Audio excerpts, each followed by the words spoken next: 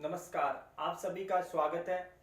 देखिए विद्यार्थियों, पिछली कक्षा में हम पढ़ रहे थे पायरोल को, और पायरोल के बेसिक व्यवहार को हमने जाना था और किस प्रकार से प्रोटोनीकरण के द्वारा जो पायरोल है वो अपनी एरोमेटिसिटी खो देता है, ऐसा हमने पिछली वीडियो में जाना था। आज का हमारा जो वीडियो है वो basically acidic character of pyrrole के ऊपर है कि किस प्रकार से जो पायरोल है वो एसिडिक करैक्टर प्रदर्शित करता है। यानी कि सबसे पहले आज का जो टॉपिक है वो हम डालते हैं कि अम्लीय व्यवहार, यानी कि पायरोल का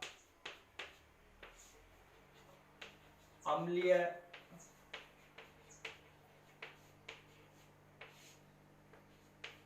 व्यवहार या बिहेवियर ऑफ पायरोल, यानी कि एसिडिक बिहेवियर ऑफ पायरोल। यानी सबसे पहले देखिए, हमें अम्लीय व्यवहार के बारे में जानने से पहले हमें एसिड के बारे में कुछ जानकारी मालूम कर लेनी चाहिए। यानी कि एसिड, देखिए एसिड में कुछ करैक्टर हमने पिछली कक्षा में भी बातें उनकी की थी। यानी कि जो क्या करते हो भाई, H+ का दान करते हो, और जो H+ का दान करेंगे वो OH- का क्या करेंगे भाई, उनको ग्रहण करेंगे। लुईस अकॉर्डिंग जो लोन पेयर क्या करते हो भाई, एक्सेप्ट करते हो, या लोन पेयर एक्सेप्टर स्पीशीज होंगी वो क्या कहलाई जाएंगी भाई, एसिड कहलाई जाएंगी। और यदि बात करो तो जिनका पीएच वैल्यू, यदि पीएच वैल्यू की बात करो तो ये 7 से क्या होती है, इनकी कम होती है। यदि लिटमस टेस्ट की बात करूं तो ये ब्लू लिटमस पेपर को किसमें कन्वर्ट कर देते हैं, रेड लिटमस पेपर के अंतर्गत, लिटमस टेस्ट के अंतर्गत ब्लू को रेड में कन्वर्ट कर देते हैं। तो ये सारी जो पॉइंट है वो एसिड के बारे में है। यानी कि जो H+ का दान करे, OH को ग्रहण करे, लोन पेयर को एक्सेप्ट करें, जिनकी पीएच 7 से कम हो, और जो ब्लू लिटमस पेपर को रेड में कन्वर्ट कर देते हो। तो ऐसे हमने यहाँ पे बातें की कि अम्ल क्या होते हैं। अब बात करेंगे पायरोल के एसिडिक व्यवहार की। यदि किसी भी एसिडिक करैक्टर या फिर उसकी अम्लीयता, यहाँ पे उसकी अम्लीयता की बात करेंगे अपन। यानी कि अपन कह सकते हैं यहाँ पे जो अम्लीयता है, अम्लीयता किस बात के ऊपर डिपेंड करती है, ये डायरेक्ट प्रोपोर्शनल होती है H+ दान करने की जो प्रवृत्ति होती है, या फिर अपन इसको यूं भी बोल सकते हैं कि H+ दान करने के बाद जो बना हुआ कॉन्जुगेटेड बेस है, या जो कॉन्जुगेटेड बेस या फिर जो ऋणायनिक स्पीशीज है, इसके स्थायित्व के ऊपर, यानी कि जितना ज्यादा इस कॉन्जुगेटेड बेस का स्थायित्व होगा वो एसिड उतना ही एसिडिटी या अम्लीय व्यवहार प्रदर्शित करेगा। तो इन दोनों बातों के ऊपर, इन दोनों का मतलब वही है, अम्लीयता डिपेंड करेगी H+ दान करने की प्रवृत्ति के ऊपर, या उसके द्वारा जो बने हुए कॉन्जुगेटेड बेस हैं वो, या फिर ऋणायनिक जो स्पीशीज है उसके स्टेबिलिटी के ऊपर डिपेंड करती है कौन, अम्लीयता। अब ये अम्लीयता किसकी भाई, यहाँ पे अपन ये भी लिख सकते हैं कि पायरोल की अम्लीयता, क्योंकि हमारा टॉपिक है पायरोल, तो यहाँ पे पायरोल की अम्लीयता की बात अपन करेंगे, ऐसा हम पूर्व में भी जान चुके हैं। आगे देखिए कि किस प्रकार से अम्लीय व्यवहार प्रदर्शित करता है पायरोल। देखिए, यदि ये पायरोल की स्ट्रक्चर इस प्रकार से बना सकते हैं अपन। ये पायरोल हो गया, एक 5 मेंबर्ड रिंग होती है, नाइट्रोजन पे लोन पेयर होता है, ये अपना एरोमेटिक शटक बनाए हुए रहता है, यानी कि एरोमेटिक कंपाउंड है। ये हकल के 4n+2 पाई इलेक्ट्रॉन रूल का पालन करता है। प्रत्येक एटम का संकरण sp2 होता है। तो यहाँ पे देखिए, जैसे इसकी अभिक्रिया मैं करवा दूं किसके साथ में, बेस के साथ में।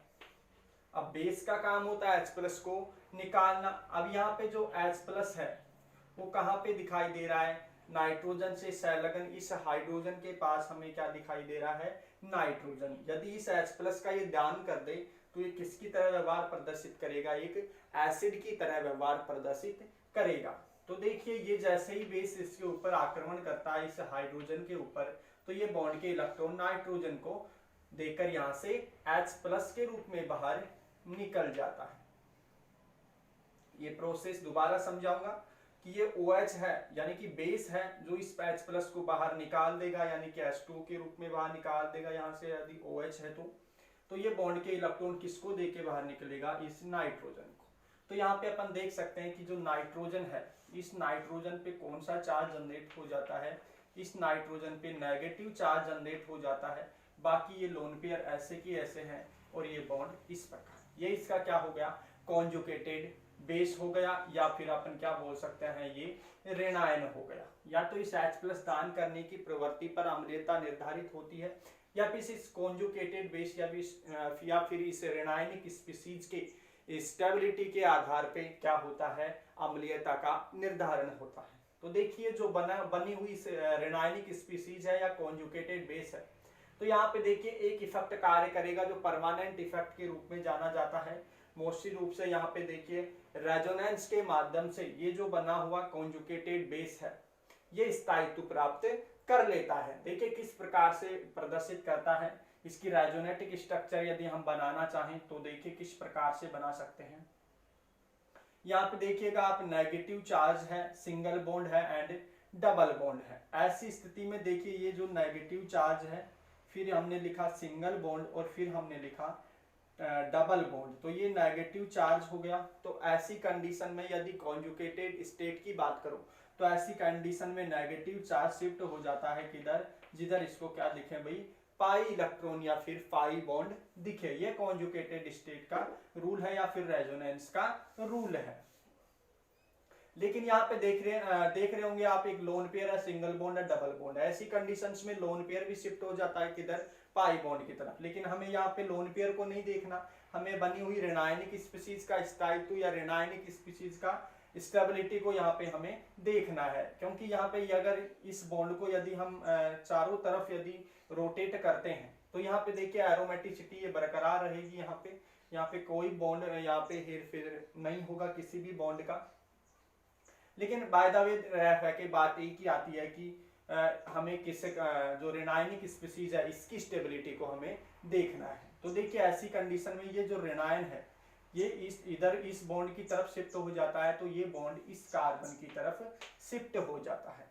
तो ऐसी कंडीशन में आप देख पा रहे हो कि ये बॉन्ड यहाँ पे एक बॉन्ड का फॉर्मेशन हो जाएगा और यहाँ पे ऋणायन चार्ज आ जाता है। देखिए इस स्पीशीज को मैं यूं बना देता हूं। यहाँ पे देखिए नाइट्रोजन है ये, यहाँ पे देखिए अभी एक डबल बॉन्ड का फॉर्मेशन हो चुका है। बाकी ये लोन पेयर ऐसे की ऐसे है। देखिए इसका ऑक्टेंट कंप्लीट है, 2 2 4 2 6 और 2 8, यहाँ पे ऑक्टेंट कंप्लीट है। अब देखिए यहाँ पे कौन सा चार्ज आ जाता है, नेगेटिव चार्ज आ जाता है और यहाँ पे क्या रहता है, एक डबल बॉन्ड रहता है इस प्रकार से। तो ये नेक्स्ट रेजोनेटिक स्ट्रक्चर हमारी इस प्रकार की हमें प्राप्त हो जाती है। आगे देखिए विद्यार्थियों, यहाँ पे नेगेटिव चार्ज है, फिर सिंगल बॉन्ड है, फिर डबल बॉन्ड है, यानी कि वो ही कॉन्जुगेटेड स्टेट हमें प्राप्त हो रही है। तो ऐसी कंडीशंस में जो नेगेटिव चार्ज है वो पाई बॉन्ड की तरफ शिफ्ट हो जाता है। तो ये देखिए इधर शिफ्ट हो गया और ये बॉन्ड इधर शिफ्ट हो जाता है। तो ऐसी कंडीशंस में देखिए जो अगली अपनी रेजोनेटिक स्ट्रक्चर है वो हमें क्या प्राप्त होती है, यहाँ पे बना देते हैं अपन। ये नाइट्रोजन हो गया इस प्रकार से। तो देखिए यहाँ पे इस बॉन्ड का फॉर्मेशन हो चुका है। ये बॉन्ड ऐसे की ऐसे उतार सकते हैं अपन और यहाँ पे ऐसे की ऐसे ये दोनों लोन पेयर है। यहाँ पे देखिए ये बॉन्ड इधर शिफ्ट हुआ है तो इस कार्बन के ऊपर कौन सा चार्ज आ जाता है, नेगेटिव चार्ज आ जाता है। आगे यदि मैं बात करता हूं, यदि यहाँ पे मैं बात करूं तो इस कॉन्जुगेटेड स्टेट को आप देखिए, यहाँ पे देखिए नेगेटिव चार्ज है, सिंगल बॉन्ड है, फिर लोन पेयर है, फिर सिंगल बॉन्ड है, यानी कि फिर डबल बॉन्ड है।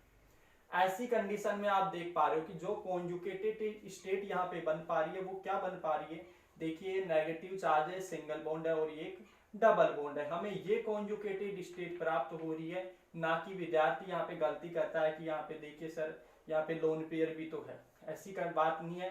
यहाँ पे जो कॉन्जुगेटेड स्टेट या संयुग्मी अवस्था बन रही है वो यहाँ पे ये बन रही है कि negative charge, single bond and double bond. ऐसी कंडीशंस में जो नेगेटिव चार्ज है वो शिफ्ट हो जाता है किधर, पाई बॉन्ड की तरफ हो जाता है। तो देखिए ये डबल बॉन्ड है, ये जो डबल बॉन्ड है वो आगे शिफ्ट होगा, ये नेगेटिव चार्ज इस बॉन्ड की तरफ शिफ्ट हो जाता है और ये बॉन्ड के इलेक्ट्रॉन इस कार्बन की तरफ शिफ्ट हो जाते हैं।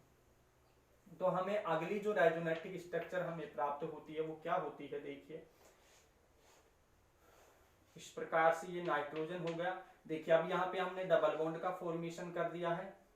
यहाँ पे देखिए ये नाइट्रोजन पर लोन पेयर ऐसे के ऐसे हैं। अब यहाँ पे देखिए डबल बॉन्ड का फॉर्मेशन खत्म हो चुका है और इस कार्बन के ऊपर क्या आ चुका है, नाइट्रोजन के जो पास वाला कार्बन है इसके समीप क्या आ चुका है, नेगेटिव चार्ज आ चुका है। ये बॉन्ड ऐसे की ऐसे रह जाता है। जो अगली रेजोनेटिक स्ट्रक्चर है उसको देखिए, नेगेटिव चार्ज सिंगल बॉन्ड और फिर डबल बॉन्ड। ऐसी कंडीशंस में ये बॉन्ड इधर शिफ्ट हो जाएगा, बाकी ये बॉन्ड इधर शिफ्ट हो जाता है। अगली जो नेक्स्ट रेजोनेटिक स्ट्रक्चर हमें प्राप्त होती है, देखिए ये बॉन्ड का फॉर्मेशन हो चुका है, ये बॉन्ड ऐसे की ऐसे रह गया और इस बॉन्ड के इस कार्बन के ऊपर कौन सा चार्ज आ चुका है, नेगेटिव चार्ज आ चुका है।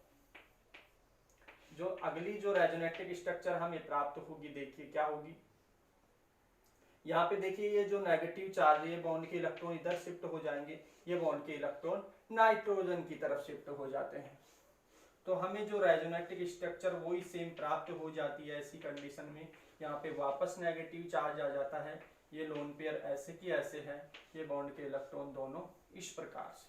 तो यहाँ पे देखिए इस रेजोनेटिक स्ट्रक्चर को और इस रेजोनेटिक स्ट्रक्चर को, ये दोनों के दोनों क्या है भाई, सेम रेजोनेटिक स्ट्रक्चर है। इस प्रकार से हम यहाँ पे काउंट कर सकते हैं 3 और 3 6। यहाँ पे हमें कितनी रेजोनेटिक स्ट्रक्चर प्राप्त हो रही है, 6 रेजोनेटिक स्ट्रक्चर्स हमें प्राप्त हो रही है। आप इन रेजोनेटिक स्ट्रक्चर्स को अलग से कॉपी में बनाइएगा बिना देखे। तो ये जो बना हुआ कॉन्जुगेटेड बेस है, ये जो कॉन्जुगेटेड बेस ये जो स्टेबल होता है किसके माध्यम से, रेजोनेंस के माध्यम से। तो यहाँ पे मैं लिख सकता हूं conjugated base stabilized by resonance. यानी कि ये जो कॉन्जुगेटेड बेस है ये स्थायित्व प्राप्त करता है किसके माध्यम से भाई, अनुनाद या फिर रेजोनेंस के माध्यम से। इसे उतारिएगा आप। तो ये खत्म होता है जो पायरोल है इसका एसिडिक व्यवहार।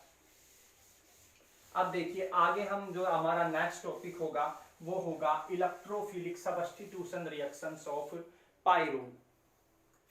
तो अपना जो नेक्स्ट टॉपिक है वो डालिए आज,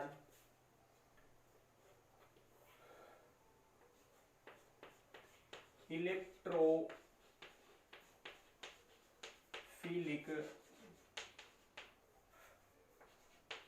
सब्स्टिट्यूशन रिएक्शन ऑफ पायरोल।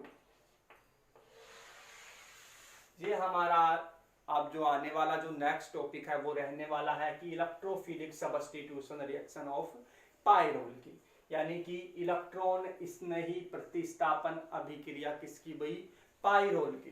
तो देखिए पायरोल हमारा क्या होता है इसके ऊपर चर्चा कर लेते हैं कि कौन से कंपाउंड होंगे जो क्या प्रदर्शित करते हैं, इलेक्ट्रोफिलिक सब्स्टिट्यूशन रिएक्शंस प्रदर्शित करते हैं। हमें पता है यहाँ पे यदि फिनोल की बात करूँ, यदि बेंजीन की बात करूँ, तो वो मोस्टली रूप से वो ऐसे एरोमेटिक कंपाउंड है, वो कौन सी रिएक्शन प्रदर्शित करते हैं, इलेक्ट्रोफिलिक सब्स्टिट्यूशन रिएक्शन। यानी कि मोस्टली रूप से ये क्या है, एरोमेटिक कंपाउंडों का ये करैक्टर है। और वो क्यों है, हकल अकॉर्डिंग यदि मैं बात करूँ तो एरोमेटिक कंपाउंडों कौन से होते हैं जिनका क्या हो भाई, संकरण sp2 हो प्रत्येक एटम का। तो यहाँ भी sp2 है, वो क्यों है, क्योंकि ये रेजोनेंस में इन्वॉल्व हो जाता है, तो इसे अपन काउंट नहीं करते हैं। तो ये प्रत्येक एटम का जो संकरण है वो क्या होता है, sp2 होता है। इसी कारणवश से यहाँ पे प्लेनर स्ट्रक्चर होती है। और दूसरी बात यदि मैं बात करूं तो यहाँ पे देखिए कंटिन्यूअस साइक्लिक रेजोनेंस प्रेजेंट होता है।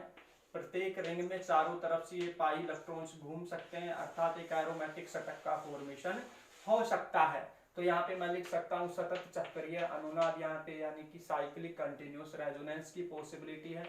यदि थर्ड पॉइंट की बात करो तो ऐसी कंडीशंस में क्या होगा भाई, यहाँ पे टोटल यहाँ पे 6 पाई इलेक्ट्रॉन स्पीसीज है ये। यदि काउंट करें तो 2 2 4 और 2 6, यहाँ पे टोटल 6 पाई इलेक्ट्रॉन है। अर्थात अपन कह सकते हैं कि ये हकल जो रूल है, ये हकल्स रूल का क्या करते हैं भाई, हकल्स रूल का यहाँ पे पालन होता है, यानी हकल्स रूल्स फॉलो होता है, यहाँ पे पालन होता है। तो ऐसे जो कंपाउंड है वो कौन सी रिएक्शन प्रदर्शित करते हैं, इलेक्ट्रोफिलिक सब्स्टिट्यूशंस रिएक्शंस प्रदर्शित करते हैं। ऐसे पायरोल के ये सामान्य करैक्टर हो गए। तो किस प्रकार से आने वाला जो इलेक्ट्रोफाइल है वो किसी प्रतिस्थापित समूह को वहां से हटा देता है और आकर स्वयं उस कंपाउंड के ऊपर जुड़ जाता है जहां से उस प्रतिस्थापित समूह वहां से हटाया गया है। तो ऐसी कंडीशंस को अपन किस प्रकार से निर्धारित करेंगे, और वो आने वाला इलेक्ट्रोफाइल है जो किस पोजीशंस के ऊपर आक्रमण करेगा और कौन सी जो बनी हुई स्पीशीज जो कार्बोकैटायन बनेंगे ऐसी कंडीशंस में, तो किस प्रकार से स्टेबल होंगे रेजोनेंस के माध्यम से, और वो रेजोनेंस के माध्यम से स्टेबल होके वहां से उस हाइड्रोजन का यहाँ पे पायरोल में सब्स्टिट्यूशन होता है और इलेक्ट्रोफाइल जुड़ता है। ऐसी कंडीशंस हम देखने वाले हैं। इससे पूर्व आपको ये सामान्य जानकारी दे देता हूं इस पायरोल के बारे में, क्योंकि वो टॉपिक अपना जहां तक समय की सीमा है वहां तक खत्म नहीं होगा, लेकिन कुछ सामान्य बातें हैं वो अपन पायरोल के बारे में कर लेते हैं। देखिए यहाँ पे अपन कुछ बातें करेंगे। यहाँ पे जो नाइट्रोजन है इसको यहाँ पे देखिए, यदि मैं बात करूँ इसे 1 नंबर दे दूं, इसे 2 नंबर दे दूं, इसे 3 नंबर दे दूं, इसे 4 एंड ये 5। तो इस कार्बन की बात करूंगा, ये कार्बन की बात करूंगा, तो ये कौन से कार्बन हो गए, इस कार्बन की बात करूं तो ये 2 नंबर हो गया और ये 5 नंबर हो गया। यहाँ पे यदि मैं बात करूं तो ये 3 नंबर हो गया एंड ये 4 नंबर हो गया।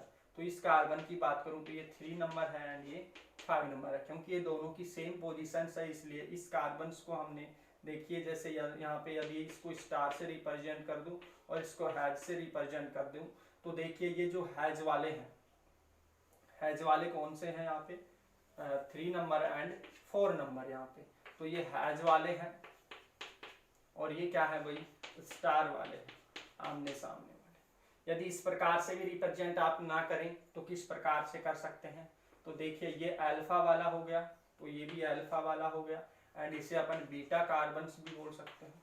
तो किसी भी प्रकार से आप इसको समझ सकते हैं, लेकिन आपको यहाँ पे देखिए ऐसा क्यों समझाया जा रहा है, क्योंकि यहाँ पे जो आक्रमण होगा क्या यहाँ पे या तो इस पोजीशन पे होगा, यानी कि इस पोजीशन और इस पोजीशन पे होना समान है। इसी प्रकार से यदि आने वाला इलेक्ट्रोफाइल 2 पोजीशन पे आक्रमण कर सकता है या फिर 5 पोजीशंस पर आक्रमण कर सकता है। तो यानी कि मैं कह सकता हूं क्या तो इलेक्ट्रोफाइल है, जो आने वाला इलेक्ट्रोफाइल है या तो इस कार्बन के ऊपर आक्रमण करेगा या फिर अपन सी हैज वाले कार्बन के ऊपर आक्रमण करेगा। आज के लिए इतना ही, धन्यवाद।